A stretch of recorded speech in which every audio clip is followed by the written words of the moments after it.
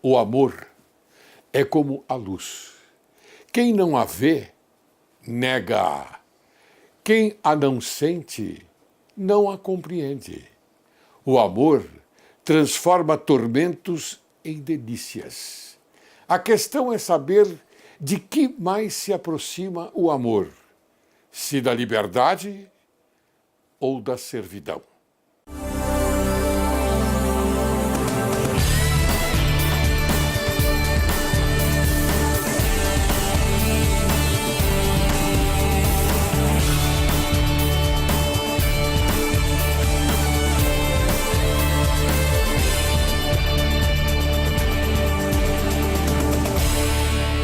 Direito e Justiça em Foco é o teu programa.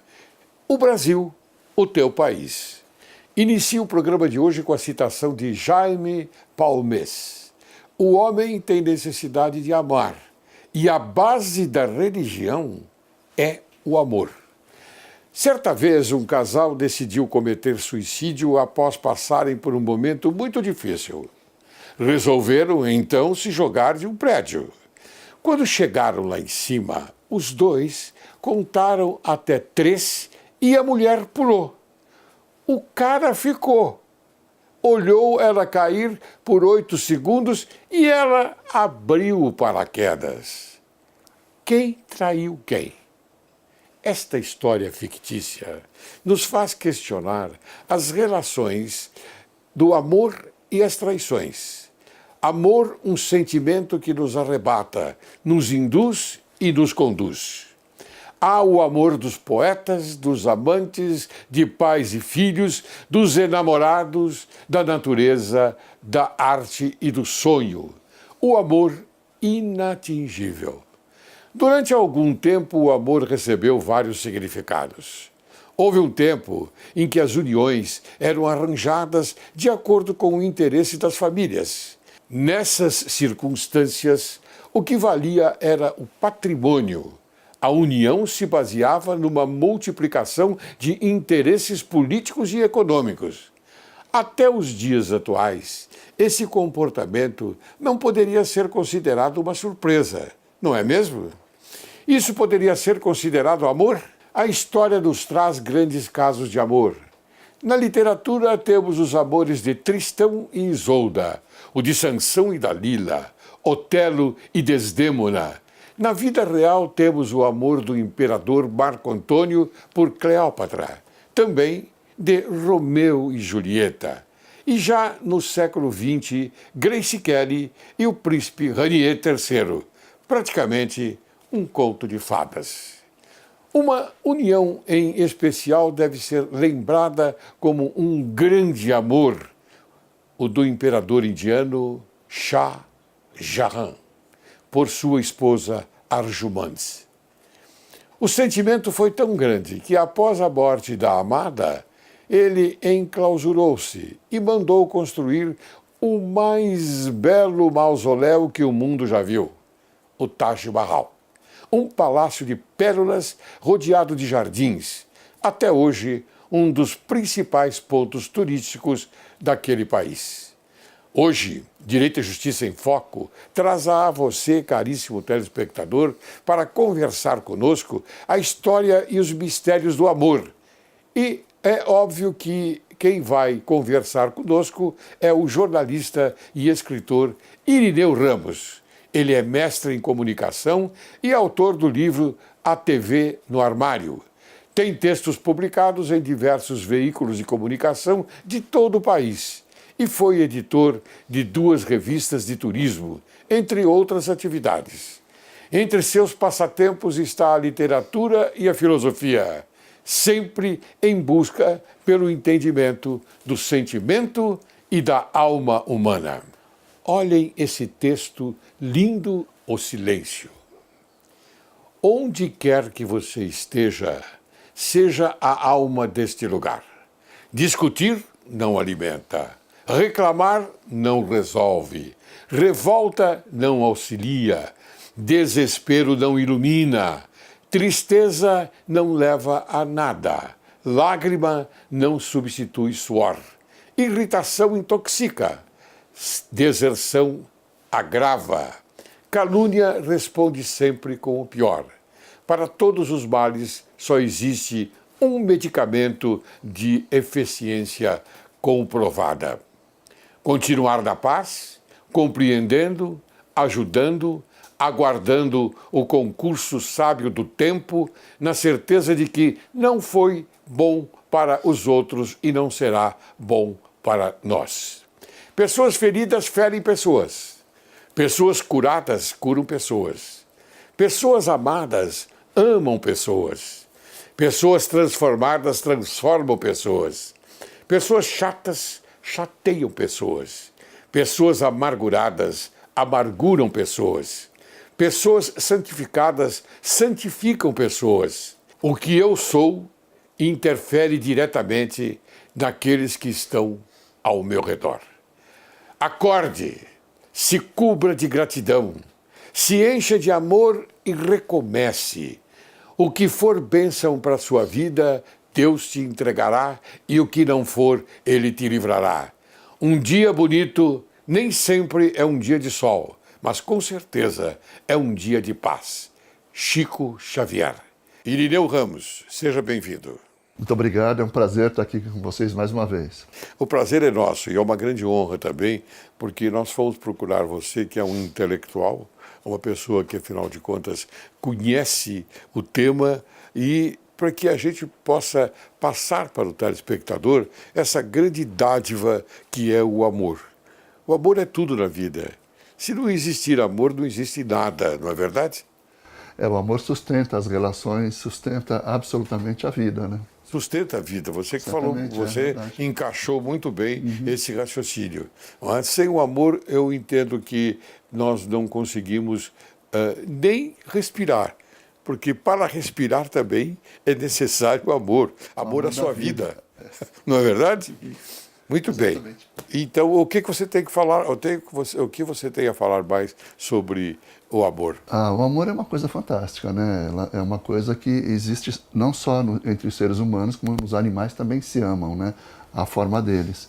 E o amor, ele é contemplado desde a pré-história, né? Na mitologia grega tinha a Afrodite, que era uma deusa da beleza e do amor e tal. E aí ela se apaixonou em determinado momento, quer dizer, ela se apaixonou por Adonis. Sim. E acabou se casando com Vulcano. Sim. Porque houve um arranjo ali e ela acabou tendo filhos do Adonis. Quer dizer, mostra que as relações afetivas e as intrigas e as paixões, elas são históricas, né? Elas são mitológicas, elas fazem parte da vida. E o legal de Afrodite é que como se descobriu ela como a deusa do amor, né? Ela usava um cinto em que nesse cinto tinham várias bolsas em que ela trazia a sedução, o sorriso, todas essas armas de sedução do amor. Sim. E isso é muito lindo. Né? Você diz armas no bom sentido, claro. Sim, armas do jogo. Claro, do amor, faz parte do jogo. Agora, eu vou fazer uma pergunta a você, que talvez até o telespectador estranhe, mas é aquilo que a experiência me deu uma visão muito grande sobre a expectativa daquilo que eu vou que eu vou colocar. A planta ama. Eu acho que a planta ama. Ao seu modo, ela ama. A natureza ama, né? Existe todo um respeito, né, da natureza. Eu acho que as plantas se respeitam. As plantas se respeitam, né? Sim. Mas se respeitam e elas também têm este predomínio, por exemplo, do amor. Sim, eu acho que ao seu modo elas amam. Sim. Entende? Eu não sei exatamente qual é o modo da planta, mas eu suponho que ao modo delas, elas amem. Porque o amor, ele é uma coisa que evolui, né? É um sentimento que, desde lá da pré-história até hoje, ele evoluiu muito. Sim, claro, claro. As relações evoluíram, né? Por exemplo, na Grécia Antiga, o amor, ele não era necessário numa relação. Na verdade, o amor na Grécia Antiga, ele é muito associado ao sexo, e o sexo era assim, uma manifestação da natureza humana. Então era uma coisa absolutamente Uma natural. manifestação de vontade da natureza humana. Da natureza humana. Então ele não precisava estar exatamente ligado a um sentimento, e sim a um desejo. Sim. Né? Então, isso faz parte da evolução. Em Roma Antiga, por exemplo, né, o amor tinha uma outra conotação. Na verdade, tinha os interesses as uniões aconteciam por interesses. Né? Um homem em Roma Antiga, ele, aos 18 anos, ele já era pronto para casar, assim, para se unir a uma mulher possivelmente de 14 anos.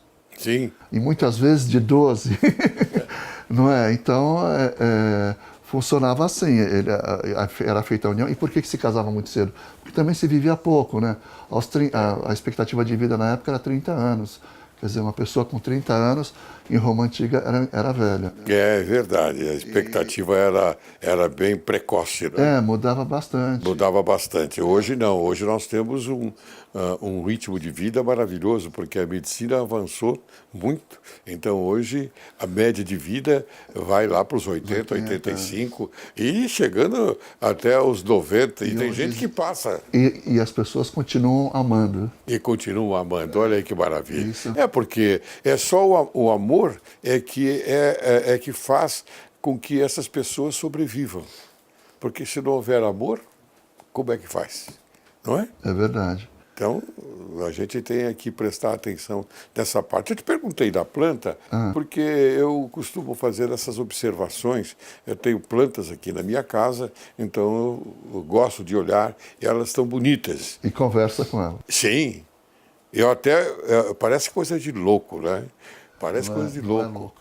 Eu falo bom dia, boa tarde, boa noite. Não é? E elas respondem. Elas correspondem à beleza que elas ostentam.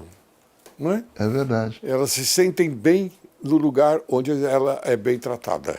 Então, para mim, isso é amor. Para mim, é uma definição de amor. Exatamente. Não é? Tem até um caso pessoal assim, eu tinha uma tia que tinha muitas plantas em casa, na casa dela, e ela sempre conversava com as plantas. Às vezes ela estava no quintal conversando com as plantas dela, lindas, todas lindas. Sim.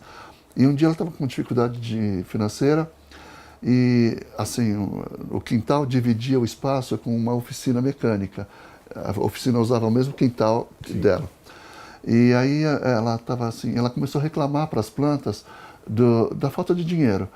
E aí as plantas disseram para ela o seguinte, isso é verdade, disseram para ela o seguinte, olha, vai chegar uma pessoa hoje à tarde aqui e vai querer comprar uma planta. A senhora venda aquela. E mostraram para ela a planta que deveria ser vendida. E você sabe que naquela tarde uma pessoa foi consertar o carro lá na oficina e gostou das plantas e falou, a senhora me vende algumas? Alguma? Ela falou, vendo aquela. Não é impressionante? É impressionante, é impressionante. É uma relação de amor que ela tinha. É uma relação de amor, claro, relação de amor. Foi aquilo que nós colocamos ainda há pouco. Muito bem. Então quer dizer que Irineu, o amor é tão arrebatador assim? É muito arrebatador. Que bom. Então, vamos lá. Por exemplo, só vou recapitulando um pouquinho da Grécia e de Roma. Enquanto o amor na Grécia era uma coisa muito mais assim, solta, livre, em Roma ele já tinha uma outra função. Ele tinha uma função de unir as famílias poderosas, óbvio, e também de procriação. Né? O amor do desejo que tinha na Grécia, em Roma se tinha só com outras mulheres, não com a esposa. Era muito engraçado isso, né? Que o papel da esposa, o amor fraterno, né? Ele tinha um outro papel. A esposa tinha um outro papel. Outra relação. Uma outra relação dentro do coisa. E na União. E na Idade Média isso aí foi acentuado, né? Então era bem complicado na Idade Média viver histórias de amor. Inclusive tem grandes histórias, como o senhor lembrou, de Romeu e Julieta. Eu vou daqui a pouco tocar nesse assunto. Então, sobre o amor romântico. Sim, claro. Eu ia perguntar a você se o amor romântico é uma construção social. Olha, eu acho que o amor romântico é uma construção social. Na verdade, antes do amor romântico, as relações eram, como eu disse, assim, impessoais, eram escolhidos pessoas, não exatamente envolvidas afetivamente, né? O amor romântico ele surgiu no final do 18, durante a Revolução Francesa. A partir dali, começou a existir o romance, assim, a mulher escolher o homem também, porque normalmente era o homem que escolhia ou as famílias Sim. que escolhiam, né? Então esse amor romântico, esse amor de paixão e tal, ele começou a ser mais registrado nessa época, se bem que tem registros de 1700 anos antes de Cristo, em argila e tal, em que uma pessoa se declara para uma mulher. Então existe um poema escrito de 1700 anos antes de Cristo. Antes de Cristo, exatamente. Bom, mas voltando lá à Revolução Francesa, então esse amor de despertar surgiu aí, nesse período, que também era um amor bem diferente do que ele evoluiu até os dias de hoje, que continua romântico. Mas as relações também eram complicadas, porque havia... era uma época em que as pessoas não tinham muito conhecimento de higiene corporal. Existia toda o banho não era uma coisa comum. Não era comum, exatamente. Não era comum. Então, era difícil as pessoas também se relacionarem não cheirando bem, né? Então, mais para frente a gente vai conhecer que, por exemplo, no início do século XX, o mau hálito era um problema nos casamentos. É verdade. E nos Estados Unidos tinha até pedidos de divórcio em que o argumento Era o mau hálito. era o mau hálito. Mas, por exemplo, nessa parte aí, como do romantismo, amor romântico, né, eu queria salientar uma relação importante que veio de um grande escritor. Esse escritor nasceu em 1550 e morreu em 1604. Edouard de Vere. Vocês sabem quem é esse Edouard de Vere? Não sei. Não sabe? Não. O codinome dele é William Shakespeare. Olha só, o autor do Romeu e Julieta. Romeu e Julieta, exatamente. Ele foi o autor do grande romance, né? E peça teatral Romeu e Julieta. Mas da onde veio essa relação?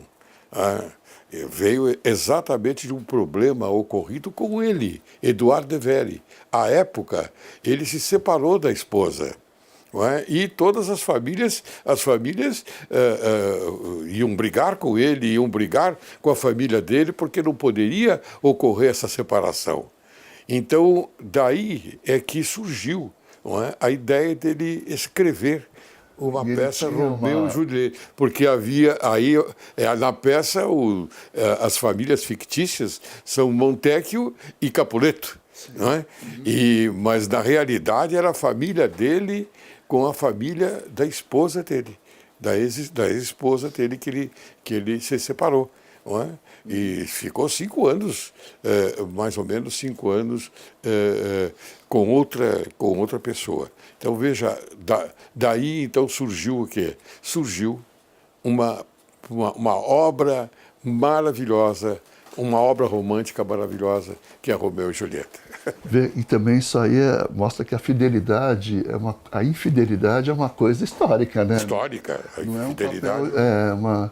Tem um rei, por volta de 1200, um rei francês, em que ele teve 8 esposas. Sim. Né? E ele tinha filhos com todas as esposas. Isso aí era um problema do ponto de vista de substituição de rei, né? Sim. Porque que filho que ia assumir o reinado depois dele, né? Yeah. E a igreja católica, na ocasião, ela, na verdade, o casamento, a relação monogâmica, Sim. ela surgiu nessa época, porque até então todos os casamentos eram poligâmicos. Sim. Né? Não tinha essa coisa. Se o cara tinha dinheiro, ele tinha esposas. Você me fez lembrar do Filipe o Belo, que era o rei, e ele também tinha essa relação, como você mencionou. Poligâmica? Era exatamente. Meu caro Irineu, a conversa está muito boa, estou gostando muito. E tenho certeza que o telespectador também está. Portanto, eu vou chamar agora um pequeno intervalo, tá bom? Posso? Opa! Você aguarde, logo, logo retornaremos.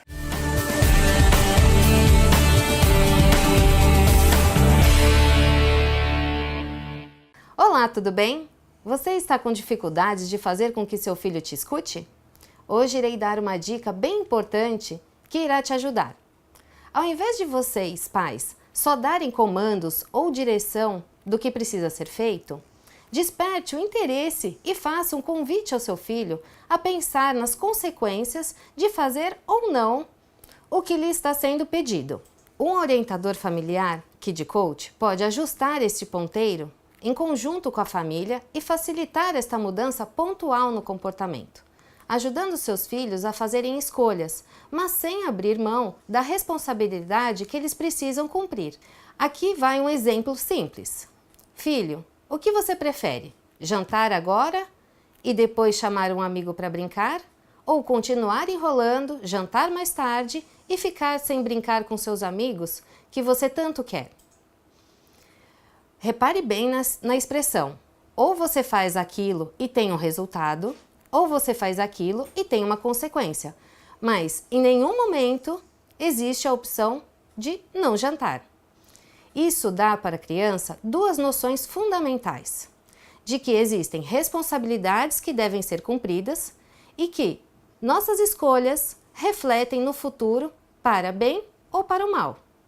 Essa foi a dica de hoje. Se quiserem que eu aborde algum outro tema, mande uma mensagem por e-mail, que consta no rodapé da imagem, que falarei sobre o assunto. Muito obrigada!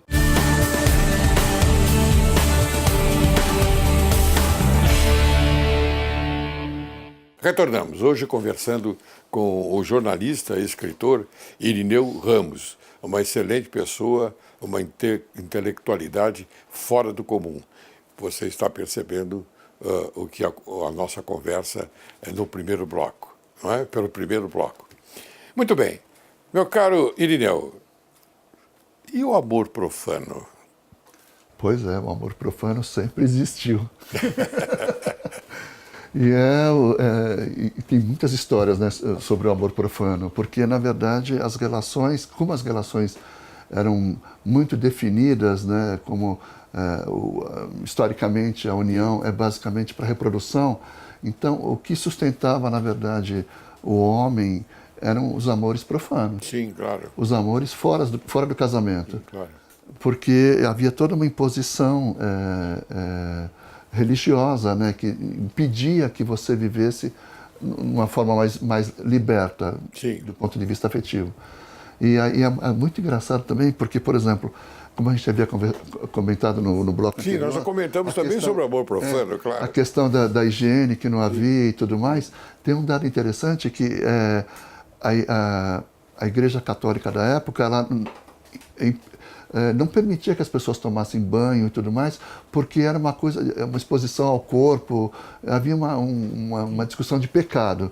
E aí, lá em 1500 e pouco, 1600, a Igreja Protestante, ela começou a estimular os fiéis a tomarem banho por uma questão de higiene. Sim. Então, quem despertou a higiene na população foi a Igreja Protestante na Inglaterra, em que as pessoas começaram, porque ser asseado seria uma condição melhor com o divino, com Deus. Sim. E é bem interessante que aí as pessoas começaram a tomar conhecimento do próprio corpo, que elas até desconheciam, né?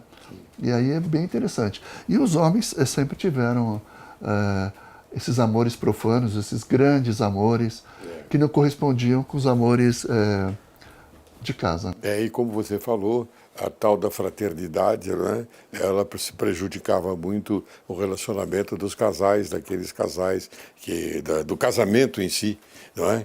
Então, quer dizer que o homem tinha... Como é que eu posso me exprimir? Vou me expressar dessa forma. Ele tinha uma necessidade até de ter uma pessoa ligada a ele juntamente com o casamento, claro. Sim, sim. E mesmo porque naquela época as pessoas dormiam todas juntas, né? Na verdade, inclusive os animais dormiam junto com as pessoas, sim, né? Sim. Então era uma promiscuidade total. Você não tinha nenhuma privacidade, zero de privacidade, né? Certo. Então era muito difícil você amar de fato, né? Era um outro período, né? É verdade. Bem, Irineu, nós sabemos que hoje o problema do casamento já tomou uma outra forma. Não é? O casamento, eu digo o casamento oficial, como se dizem no papel. Não é? Porque hoje você tem várias formas de união. Não é? Você tem a união estável, etc. A minha pergunta seria nesse sentido. O casamento é o coroamento do amor? Porque nós estamos falando em amor. Sim. Quer dizer, o amor só pode ser conquistado pelo casamento ou ele pode ser conquistado por uma união estável, por exemplo, ou por outro tipo de uma união passageira, não é? Alguma coisa mais ou menos assim. O amor ele coroa, o casamento coroa o amor e sim e não, não é?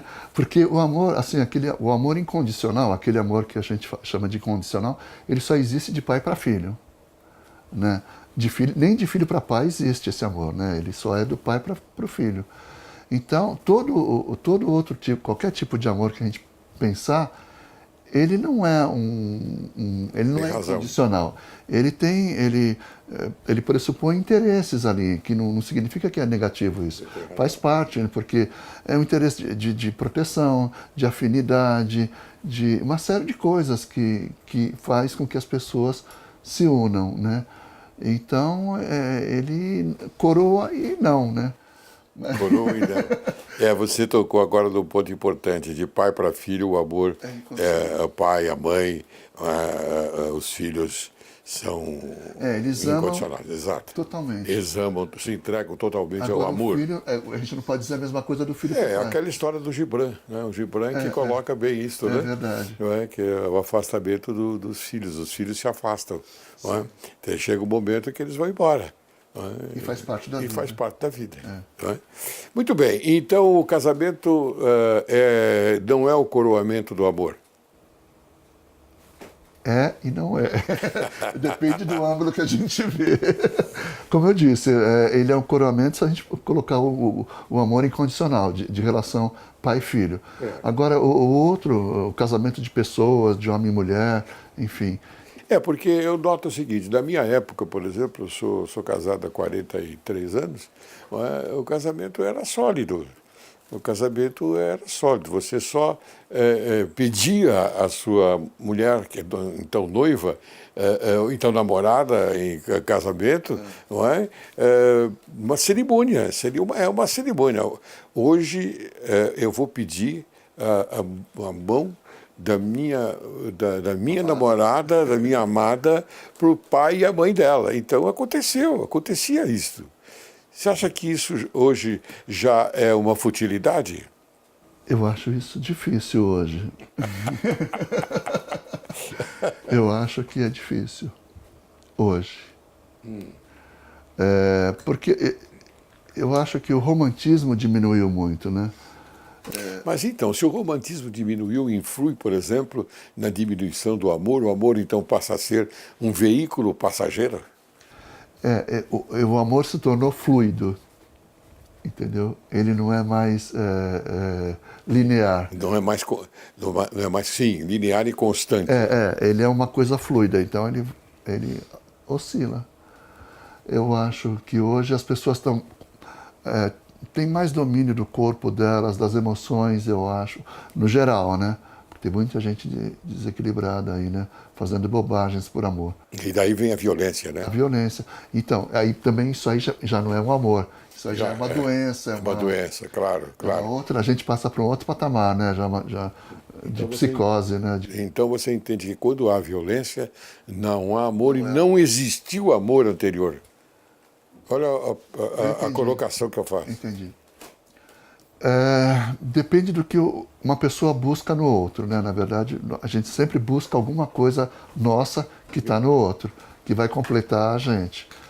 E às vezes, nesse caso de psicótico aí, né? De quadro psicótico, o sujeito ele busca uma coisa que puna ele, assim, que leve ele a uma punição, a um inimigo, entendeu?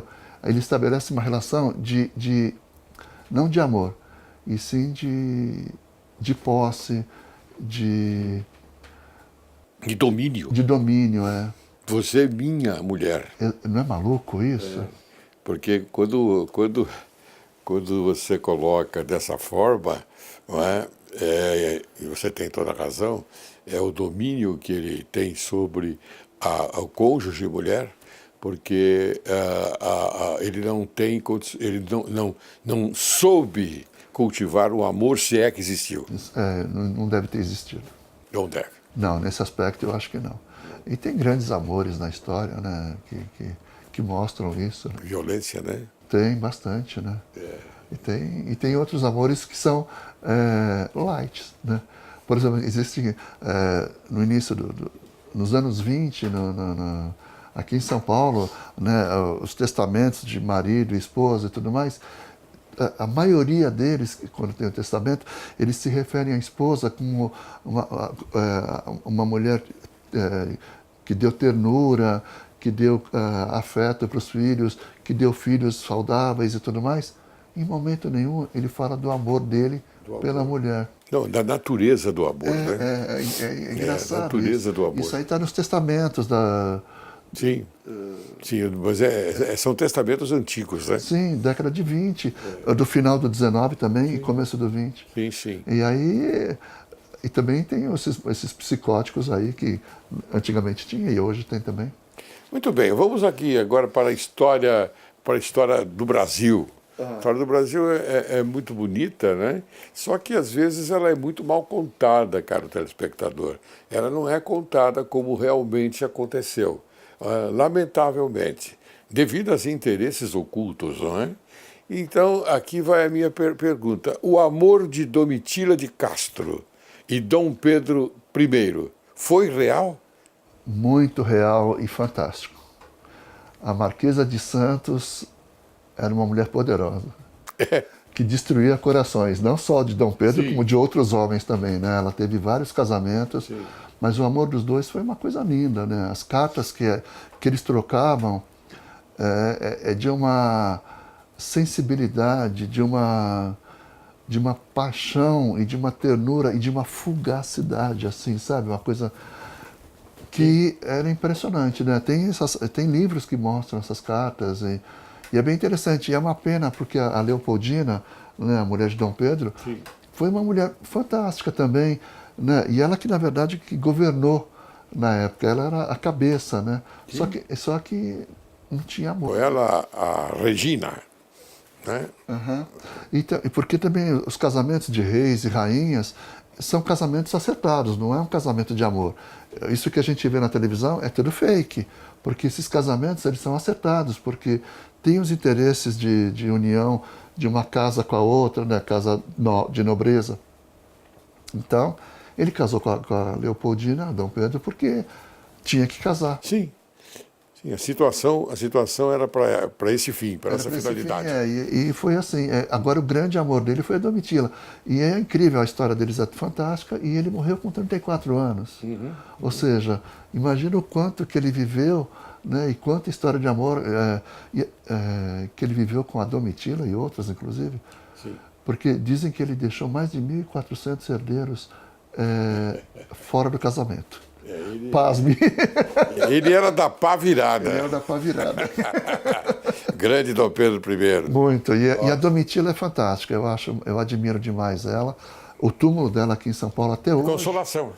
Daqui no cemitério da Consolação. Exato, então. E é visitado por muita gente. Sim, e até hoje tem sempre rosas vermelhas lá. Sim. E também tem o solar da Marquesa aqui no centro de São Paulo, ali no pátio do colégio, onde ela morou, que é bem interessante conhecer e sentir a energia toda do lugar, né? E tem até umas histórias que estão nos livros, isso, não é? Eu sei, mas essas histórias não são contadas na televisão, sabia? Né? Eu não sei por que eles omitem contar uma história tão bonita como essa. Não é?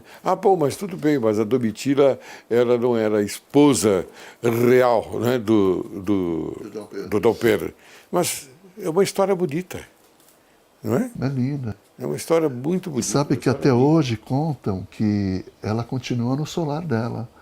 Porque há uns 3 anos atrás teve uma exposição lá com objetos, não necessariamente dela, mas da época dela, E tem relatos, tem livros que relatam isso, em que uma senhora estava lá visitando a exposição, e aí ela entrou na sala e viu várias pessoas vestidas com as roupas da época, né?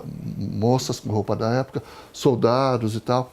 E ela achou aquilo maravilhoso. Ela falou, nossa, eles colocaram atores com roupa de época para dar mais clima na exposição. E aí ela mudou de sala e ela viu que um dos soldados seguia ela. Aí ela falou, poxa, eu acho que esse soldado está querendo achar que eu vou roubar alguma peça. E aí ela mudou de sala de novo e o soldado foi atrás. Aí ela falou, não, eu vou reclamar. E aí ela desceu a escadaria e chegou para o pessoal da recepção, olha, avisa esse guarda aqui que eu não vou roubar. Quando ela olhou, não tinha ninguém. Ninguém. Que coisa que... Não é incrível isso? É incrível.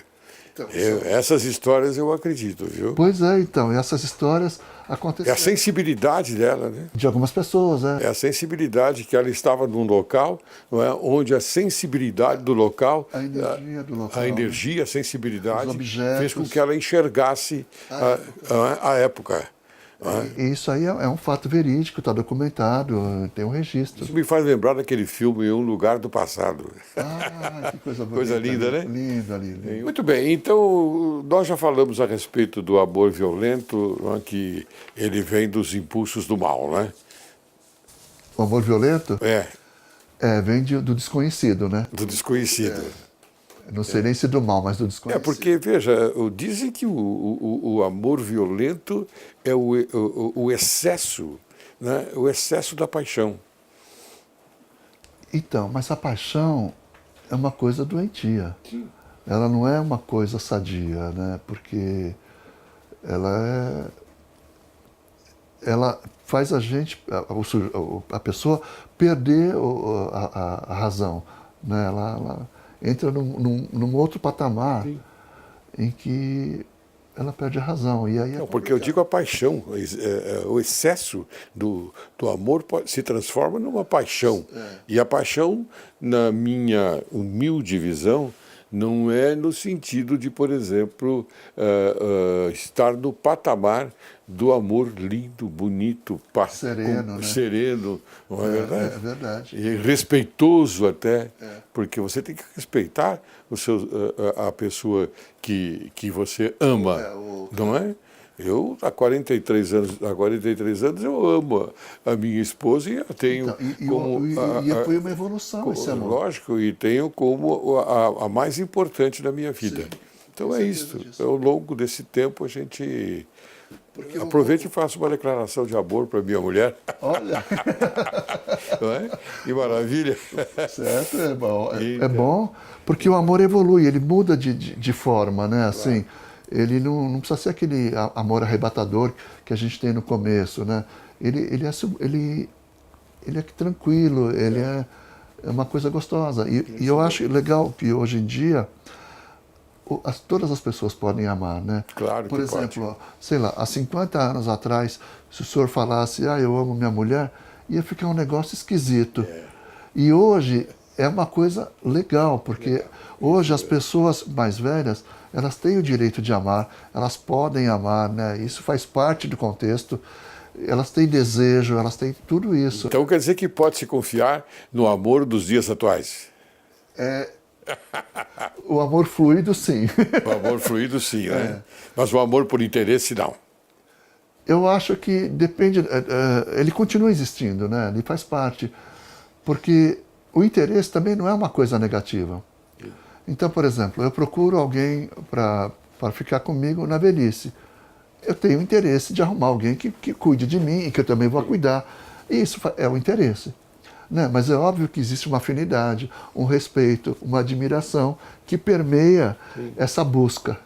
Muito bem, meu caro Irineu, eu fiquei muito contente de conversar com você sobre esse tema. É um tema importante que geralmente a televisão não apresenta.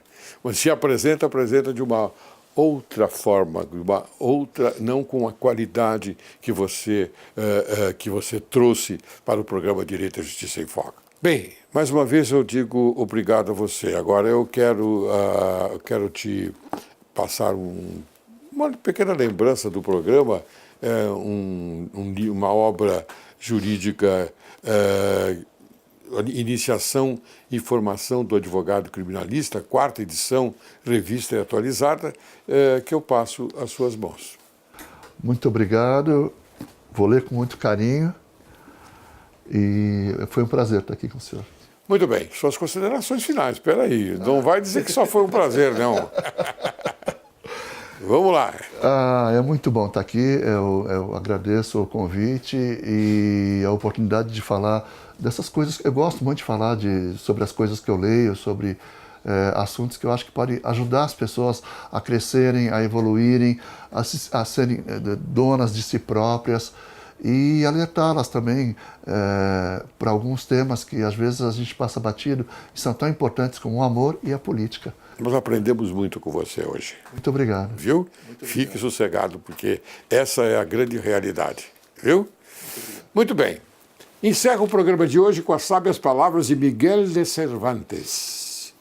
Se pretendes castigar-me, senhores, lembrai-vos antes de que os erros por amor são dignos de perdão. Quero agradecer a presença do jornalista e escritor Irineu Ramos, que apresentou para nosso conhecimento assuntos sobre o sonho do amor romântico. Espera-se que a conversa de hoje tenha a força e a energia do universo no sentido de aproximar a sociedade brasileira com o objetivo de raciocinar sobre o tema de hoje apresentado. Significa alimentar e conservar sempre vivo no coração humano o lume sagrado da honra, da independência, da magnanimidade, do patriotismo e da consciência pública, preservando os sentimentos de direito e de justiça. Muito obrigado, meu caro amigo. Muito obrigado. Prazer.